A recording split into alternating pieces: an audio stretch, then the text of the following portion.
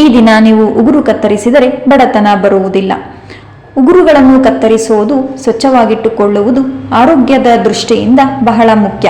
ಅಲ್ಲದೆ ಉದ್ದ ಉಗುರುಗಳಲ್ಲಿ ಸಿಲುಕಿಕೊಂಡಿರುವ ಕೆಸರಿನಲ್ಲಿರುವ ಕೀಟಾಣುಗಳು ಹೊಟ್ಟೆಗೆ ಸೇರಿ ಆರೋಗ್ಯ ಕೆಡಿಸಬಹುದು. ಆದರೆ ಜ್ಯೋತಿಷ್ಯ ಶಾಸ್ತ್ರದ ಪ್ರಕಾರ ಉಗುರುಗಳನ್ನು ಇಂಥದ್ದೇ ನಿರ್ದಿಷ್ಟ ದಿನಗಳಲ್ಲಿ ಕತ್ತರಿಸಬೇಕು ಎಂದು ಹೇಳಲಾಗುತ್ತದೆ.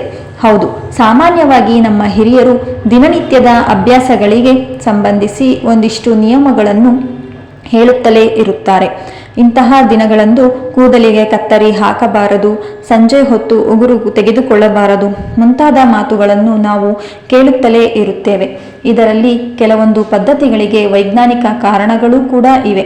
ಹಾಗಿದ್ದರೆ ಯಾವ ದಿನದಲ್ಲಿ ಉಗುರುಗಳನ್ನು ಕತ್ತರಿಸಬಹುದು ಹಾಗೂ ಅದರಿಂದ ಏನು ಪ್ರಯೋಜನವಾಗಬಹುದು, ಹಾಗೆಯೇ ಯಾವ ದಿನದಂದು ಈ ಕೆಲಸವನ್ನು ಮಾಡಲೇಬಾರದು ಎನ್ನುವುದರ ಬಗ್ಗೆ ತಿಳಿಯೋಣ ಬನ್ನಿ. 1. ಸೋಮವಾರದಂದು ಭಗವಾನ್ ಶಿವನನ್ನು ಪೂಜಿಸಲಾಗುತ್ತದೆ. ಈ ದಿನ ಚಂದ್ರ ಮತ್ತು ಮನಸ್ಸಿಗೆ ಸಂಬಂಧಿಸಿದೆ. ಆದ್ದರಿಂದ ಸೋಮವಾರದಂದು ನಿಮ್ಮ ಉಗುರುಗಳನ್ನು ಕತ್ತರಿಸುವುದರಿಂದ ನಿಮ್ಮ ಜೀವನದಲ್ಲಿ ದುಷ್ಪರಿಣಾಮವನ್ನು ಉಂಟು ಮಾಡುವಂತಹ ಸಮಸ್ಯೆಗಳಿಂದ ಮುಕ್ತಿ ಪಡೆಯಬಹುದು. 2. ಹನುಮಂತ ದೇವರನ್ನು ಪೂಜಿಸಲು ಮಂಗಳವಾರವನ್ನು ಪರಿಗಣಿಸಲಾಗುತ್ತದೆ. ಹಾಗೆಯೇ ಈ ದಿನಗಳಲ್ಲಿ ಉಗುರು ಅಥವಾ ಕೂದಲನ್ನು ಕತ್ತರಿಸಿದರೆ ಅಶುಭ ಎಂದು ಹೇಳಲಾಗುತ್ತದೆ. ಅಲ್ಲದೆ ಇದು ಸಾಲಕ್ಕೆ ದಾರಿ ಮಾಡಿಕೊಡಬಹುದು ಎಂದು ನಂಬಲಾಗುತ್ತದೆ. 3. ಬುಧವಾರ ನಿಮ್ಮ ಉಗುರುಗಳನ್ನು ಕತ್ತರಿಸಲು ಒಳ್ಳೆಯ ದಿನವಾಗಿದೆ. ಈ ದಿನ ನಿಮ್ಮ ಉಗುರುಗಳನ್ನು ಕತ್ತರಿಸಿದರೆ ನಿಮ್ಮ ಆರ್ಥಿಕ ಸ್ಥಿತಿ ಉತ್ತಮಗೊಳ್ಳುತ್ತದೆ. ಹಾಗೆಯೇ ನಿಮ್ಮ ಬುದ್ಧಿವಂತಿಕೆಗೆ ತಕ್ಕಂತೆ ಹೆಚ್ಚು ಹಣವನ್ನು ಗಳಿಸುತ್ತೀರಿ. ಗುರುವಾರ ನಿಮ್ಮ ಉಗುರುಗಳನ್ನು ಕತ್ತರಿಸುವುದರಿಂದ ನಿಮ್ಮಲ್ಲಿರುವ ಮಾನವೀಯ ಗುಣಗಳು ಇನ್ನಷ್ಟು ಉತ್ತಮಗೊಳ್ಳುತ್ತವೆ. 5. ಈ ದಿನವು ಸುಖ, ಶಾಂತಿ ಹಾಗೂ ಸಂಬಂಧಿಸಿಗೆ ಸಂಬಂಧಿಸಿದ ದಿನವಾಗಿದೆ. ಆದ್ದರಿಂದ ಈ ದಿನ ಉಗುರುಗಳನ್ನು ಕತ್ತರಿಸುವುದು ಶುಭ ಎಂದು ಹೇಳಲಾಗುತ್ತದೆ.